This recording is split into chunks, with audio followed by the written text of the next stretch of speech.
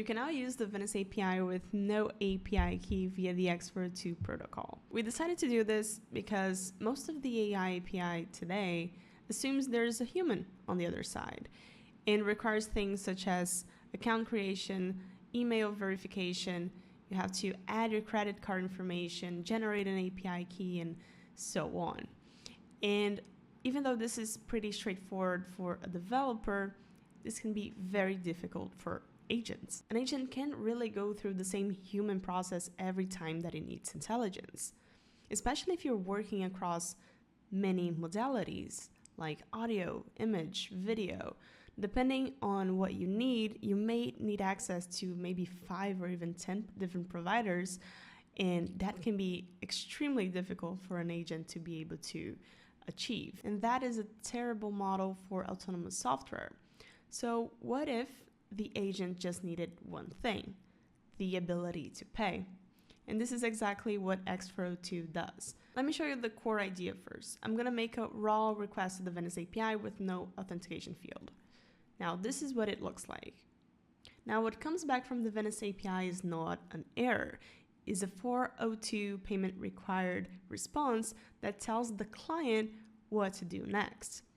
Now, Venice right now is effectively saying, hey, here's the payment rail, here's the token, here's the chain, and here's how you can authenticate. Venice is the first AI inference provider to be fully integrated natively into x402 and supported across our entire API. We're giving the agents permissionless access to the entire Venice API endpoints, including text, image, video, audio embeddings, and much more, with all of these state-of-the-art models across every single modality, all of this with no API key. So let's try to build an AI agent that pays for its own intelligence with nothing but a wallet. Let's see how that looks like. Now we're going to be using Cursor to write a small script that we need, and Cursor is being powered through the Venice API. Now, if you want to know how to use Cursor via the Venice API as well and have access to all cloud Anthropic models or OpenAI models, Codex models via the Venice API, I'm going to leave the link to that in the description below the video so you can check that out. Right now, for this one, I'm going to use Opus 4.6 to help us build this one. For now, Venice's x402 implementation runs entirely on Base and uses a top-up model where your wallet is the identity between Venice and yourself, and Venice checks whether you have a spendable balance on that wallet. If you do, then you can use the paid endpoints using that wallet, and if you don't, you need to top up some credit to your balance so Venice can charge against that spendable balance. Now, if you have DM staked associated with the wallet that you're using already, then Venice will always use the DM first and only then change to charge USDC. Now, we're going to create an agent that runs entirely with x402 with the help of Cursor that can do stuff like checking our spendable balance, topping up if we need to, and we're going to ask the agent to write a story using the chat completions endpoint, generate images from that story, audios as well, and videos as well, so we can test how this entire flow works with x402 only. But the fun thing that we can also do is to ask Cursor itself to try to call the Venice API using the x402 protocol, and it will also be able to do that if we, of course, give it a wallet with a spendable balance in it. And for this, we're also going to be using the Venice x402 client SDK, which is a helper boilerplate to help us use the x402 protocol with Venice. It's optional. The protocol is open, so agents can definitely figure things out themselves. But this just saves us a little bit of time. So that's what we're going to be using here. Now, we're going to be, of course, adding our wallet private key. Now, the wallet that I'm going to use for this is hosted on MetaMask. So the way that we can do this on MetaMask is by going to account details and going to private keys. Then we add our password. Then we find our private key for our base wallet, and then we can use that. Now, I recommend you to not use your main treasury wallet for this.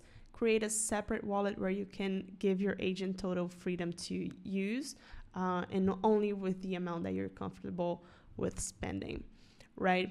So basically, to follow along, your wallet's going to have some ETH on base for gas, some USDC for you to be able to make the top ups. And also, if you want to use the protocol with Diem, you're going to have to use this with a wallet that already is linked to a Venice account that has Diem staked. Okay, so on Cursor, let's first create our .m file that's going to hold our wallet key.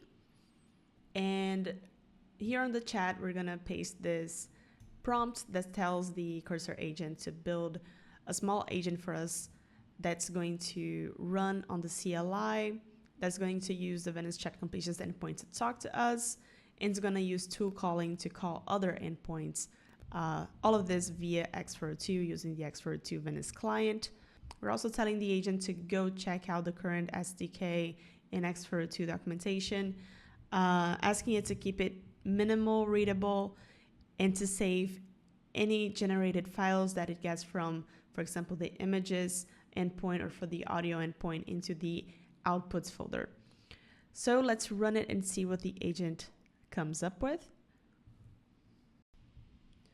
Okay, so it looks like our agent is done and it's explaining here what's in the project.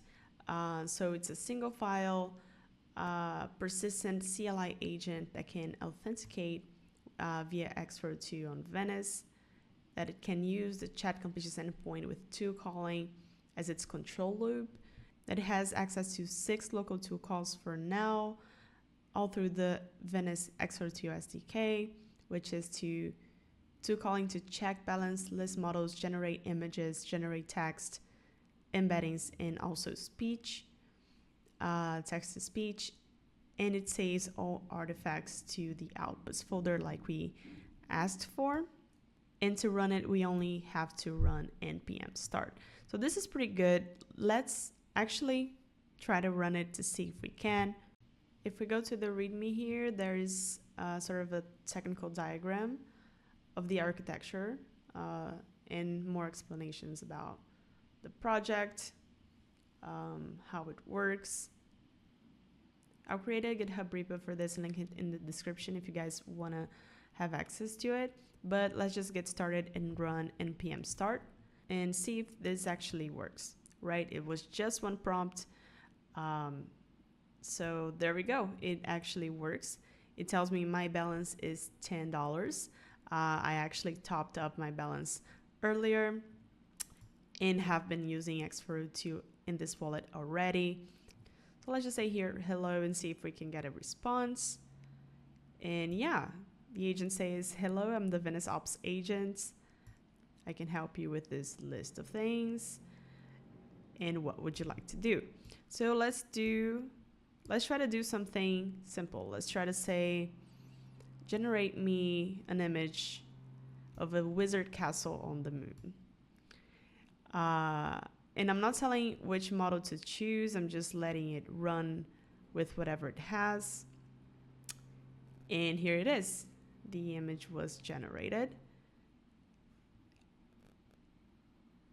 I'm not sure which model it is using to do that, so I'm just gonna maybe ask and see if it can reply. Do you know which model you used for that? And it said, yes, I used the default image model, Venice SD35. That's awesome. Let's see if it can change the model to Nano Banana 2 and try again.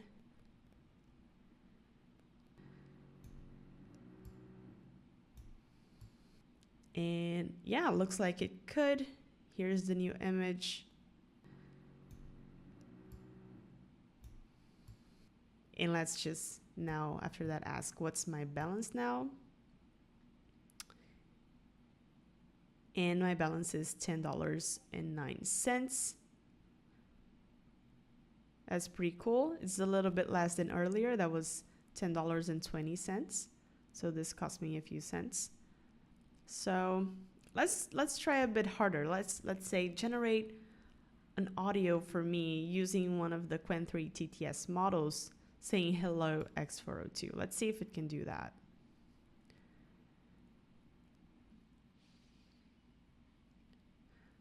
Okay, so it didn't quite understand what I was saying. It looks like the model hooked into it is not Qwen 3, it's Kokoro. Let's try to make it see which model I'm talking about, since it has access to the models list endpoint, and say, hey, can you check the current model ID via the model list endpoint, type TTS. And it's checking the list models. Oh, but it's confusing the voice IDs with the model IDs. Okay, so let's just use the current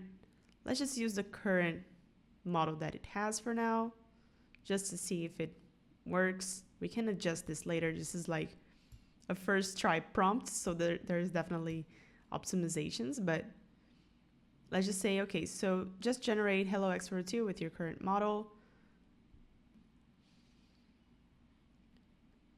And there it is. It generated an MP3 file. Hello x402. Pretty cool.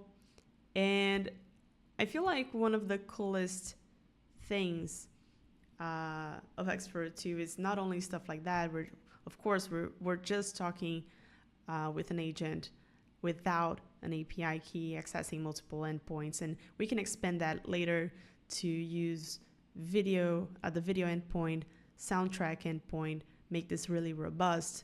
We can also just tell Cursor to call the Venice API vx402 itself, since it's an agent that can do some tool calling. The same applies to other agents such as OpenClaw or NanoClaw. Since they can do tool calling, they can easily use the Venice API via the x402 protocol if they already have a wallet they can use. So we can just send a prompt and we can open a new chat here with Cursor. And we can send a prompt to it saying, use the Venice API via x402 to generate a technical diagram of the code in this folder. Then I'm going to say like the wallet keys in the .m file. And I'm going to ask it to use the model Qwen Image 2 Pro and see if it's able to do that with only this prompt and no other information.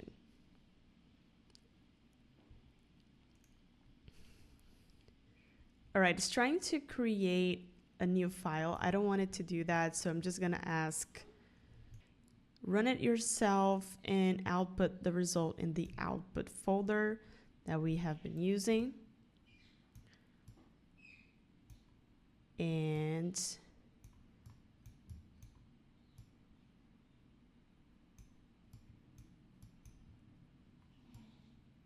there we go. I just need to approve this command here. And there it is. It generated a file completely just from one prompt. Links to the Venice x402 docs and SDK are in the description. If you are already building with the Venice API vx402, please let us know what you're building. Or if you have any idea of great systems that can be built using this, let us know in the comments below.